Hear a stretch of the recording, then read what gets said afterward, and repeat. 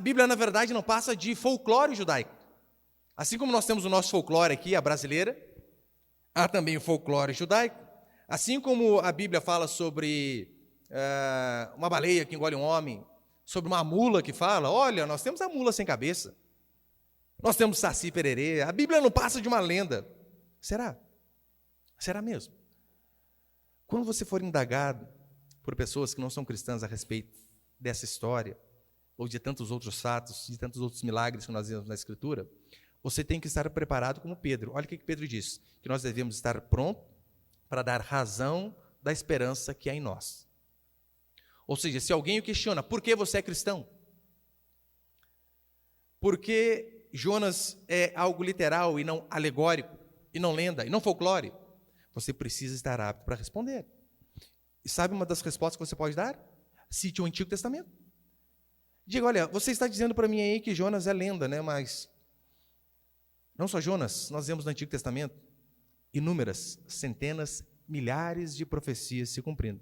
No Antigo Testamento, cerca ali de 2.000 profecias a respeito de coisas que aconteceriam e coisas que de fato aconteceram. E com uma riqueza de detalhes absurda. Foi profetizado sobre o cativeiro. Olha, o povo de Deus vai ser escravo durante 70 anos. Nem a mais e nem a menos. E assim foi. Nós vemos profecias onde homens de Deus eram levantados pelo Senhor, onde eles citavam o nome de homens e diziam o estilo de governo, as ações que eles levariam. Por exemplo, o rei Ciro. Esse vai reconstruir Israel. E a Bíblia diz que de fato assim acontece. Então que história é essa que a Bíblia é um livro de fábula? Se você vai para o Novo Testamento, apenas em Jesus Cristo, há cerca de 300 profecias falando a respeito dele, e cada uma dessas profecias sendo cumpridas cabalmente. Lembra onde ele nasceria? Antes dele nascer, já estava lá profetizado. Miqueias diz assim, e tu, Belém Efratas, pequena demais para figurar entre as grandes de Israel. De ti haverá de sair aquele que julgará as nações. Ou seja, antes dele nascer, ele disse, Belém. Tem um lugar específico. Só que os críticos podem argumentar da seguinte maneira, pastor, mas calma aí.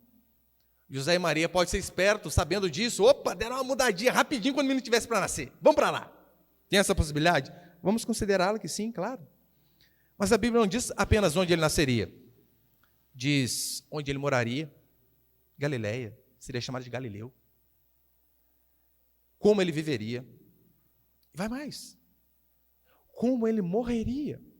Porque até então você pode dizer assim, olha, Jesus Cristo pode ser um charlatão. Seu pai o ensinou a mentir. Seu pai talvez disse lá atrás para ele, olha, eu estou falando para todo mundo que você é o Messias. Então, depois que eu morrer, você continua fazendo as coisas. Leia a Escritura e faça o que a Bíblia diz, daí as pessoas vão achar que você é o Messias. Mude para Galileia, faça isso, isso, aquilo. Mas veja, lembra aquela profecia que diz a respeito de Jesus Cristo de que nenhum de seus ossos seriam quebrados? Qual o poder Jesus Cristo teve sobre essa situação? Lembrando, ele está crucificado, 2 ladrões, um à sua direita e um à sua esquerda. E então, uma forma de se abreviar a morte era quebrando os joelhos ali para que o peso da pessoa fosse para baixo, assim ela tivesse mais dificuldade de respirar e morresse mais rapidamente.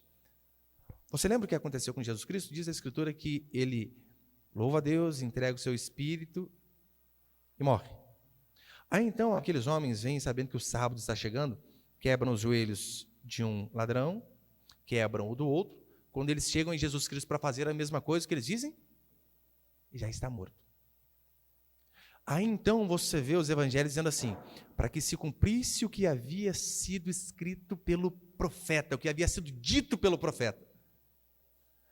Aí então aquele homem vai para confirmar e dá uma furada no lado ali, sai água e sai sangue. E mais uma vez a Escritura diz, para que se cumprisse o que havia sido dito pelo profeta. Qual o controle Jesus Cristo tinha a respeito disso? De depois da morte, né? Fala assim, olha, eu vou morrer daqui a pouco aí, não quebra nada não, senão o pessoal não vai acreditar em mim. Ele já morreu como herege. Centenas e centenas de profecias. Portanto, pode ter certeza, os milagres e a autoridade da Escritura apenas comprovam que Jesus Cristo, ele foi um personagem histórico, mas também foi Deus. E Jonas faz parte da narrativa bíblica que corrobora com tudo aquilo que Deus fez desde o princípio.